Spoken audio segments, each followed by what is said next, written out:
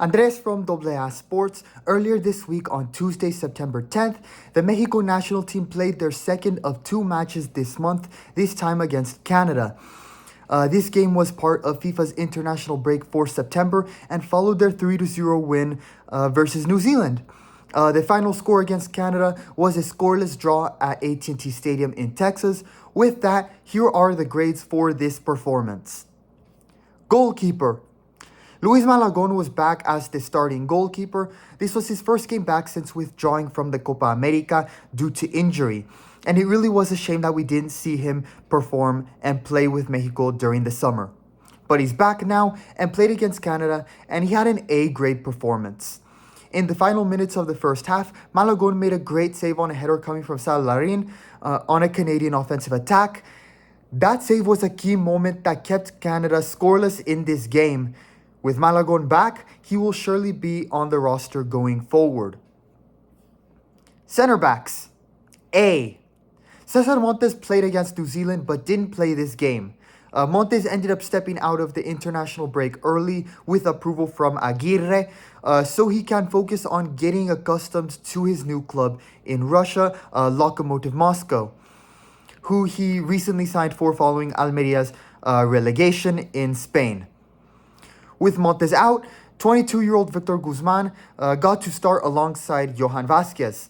They were pretty solid, intercepting and clearing out attempted crosses in the box, and Johan also blocked a key shot that was on target with the goal.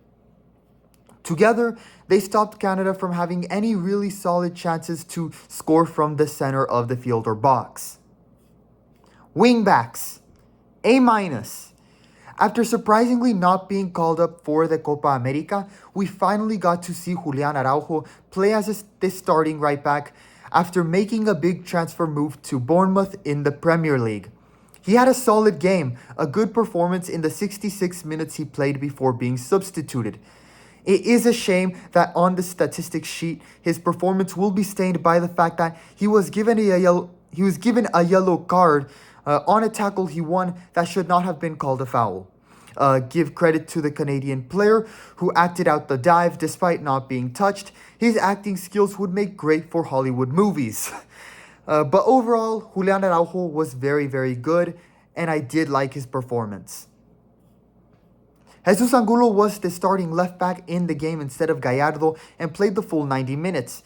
A little bit of experimentation in that position from Aguirre, and the impression he gave was that he is a mid-tier left back. He was solid for most of the first half, but in the final minutes of the first and during most of the second half, he struggled to keep up with the pace of play.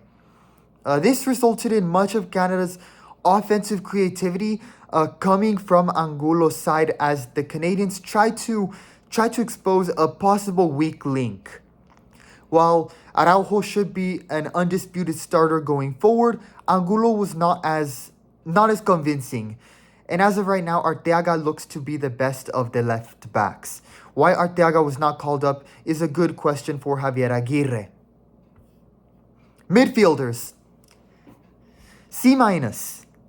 Luis Romo had a very quiet game compared to his previous game against New Zealand. He played the full 90 minutes without a goal, assist, or single shot. His passing was also hit and miss. Orbelin Pineda in his 67 minutes on the field only had one shot and wasn't able to produce after that. His passing skills with the ball were decent. Eric Lira is a newer face that hasn't played since the days of Tata Martino. He was a starting player in the midfield and tried to take a shot at scoring with the ball possession, but nothing came of it. For the most part, he was more of a high-pressure midfielder when Canada had the ball. That is no surprise, as he is a defensive midfielder at the club level with Cruz Azul. Once again, the substitutes in the midfield were underwhelming. Charlie Rodriguez, outside of one mediocre shot, was what we have all been saying should not be on the national team.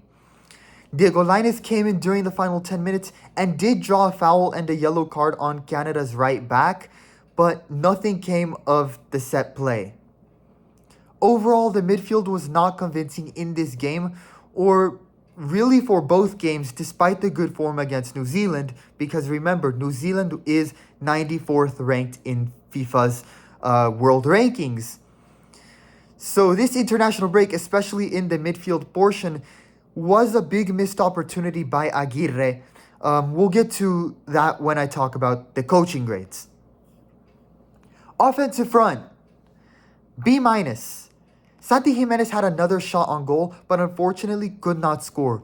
Give credit to the Canadian goalkeeper who came out of his normal position near the goal to stop the shot and had a really good performance in this game.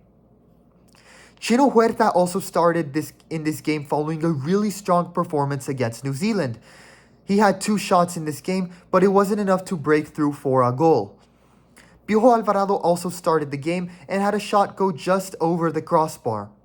Once again, Santi Jimenez was subbed off and did not play the full 90 minutes. Henry Martin came in his place for the last 25 minutes and was non-existent. The offensive front struggled to create chances, but granted, it wasn't that they played bad. It was more that Canada's defensive back line is really, really strong. So I think a B- grade is fair for Mexico's offensive front. From a neutral perspective, give credit to Canada. Their defense, led by Alphonso Davies, has improved over the last year and was the reason they finished 4th in the Copa America. Head coach, C. Javier Aguirre knows how to lead a defense for this team. With Lira, Vasquez, Guzman, and Araujo, the defense can hold its own. However, the midfield remains a concern due to the lack of creativity, and Aguirre again missed the opportunity to give minutes and experiment with the newer players that he called up. With the underwhelming substitutions he made in the midfield, Aguirre needs to explain his decision making there to us for sure. Explain to us how the fuck Charlie Rodriguez and, well, you could even say the same for Diego Lainez in this case.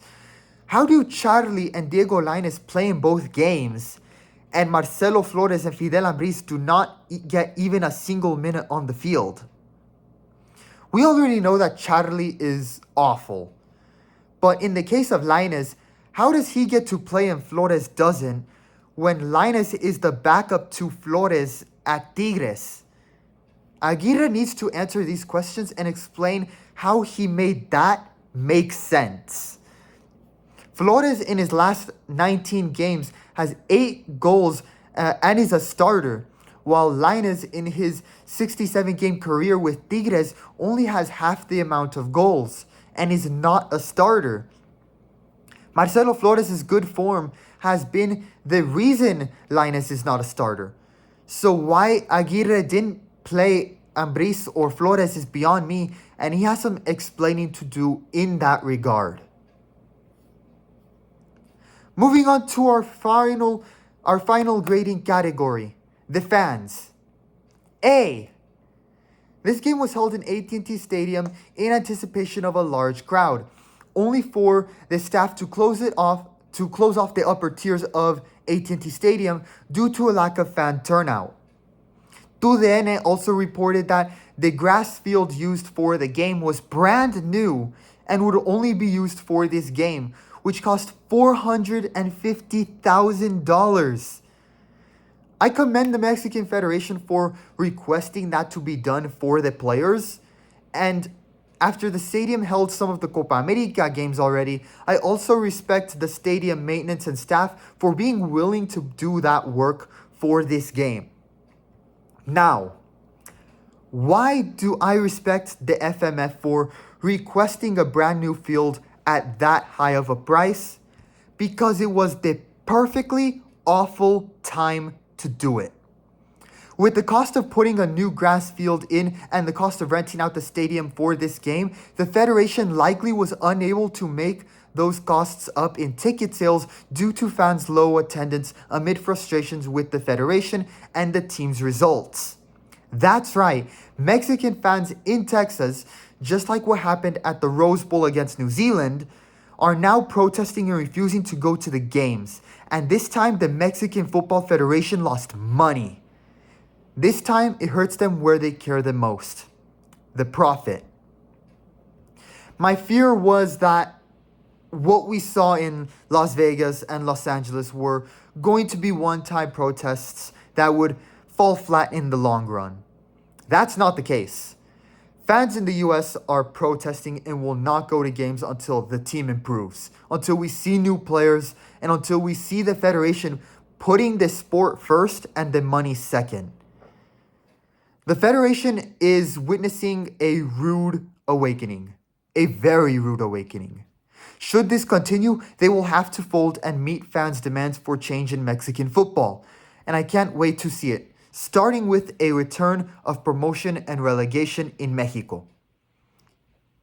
A+ for the fans finally criticizing the FMF on a large scale. Overall, this was a B- performance from Mexico against Canada. It was a very physical, very even matched game with many tough tackles and yellow cards given, and both defenses for both teams playing very, very well. Both offenses had potential to score, but both defenses were great for 90 minutes, and because of that, the game ended in what was, I believe, a very fair, well-deserved 0-0 draw. Nevertheless, a scoreless draw is better than a loss, and with that, Aguirre's third tenure as coach starts off with a 1-win, 1-draw, and 0-loss record. Andres from AA Sports, leave your opinions in the comments. Let me know what your reactions were to the game against Canada. Like and subscribe, of course, to support this sports passion project. That's all for me in this video. I'll see you all in the next video. Muchas gracias.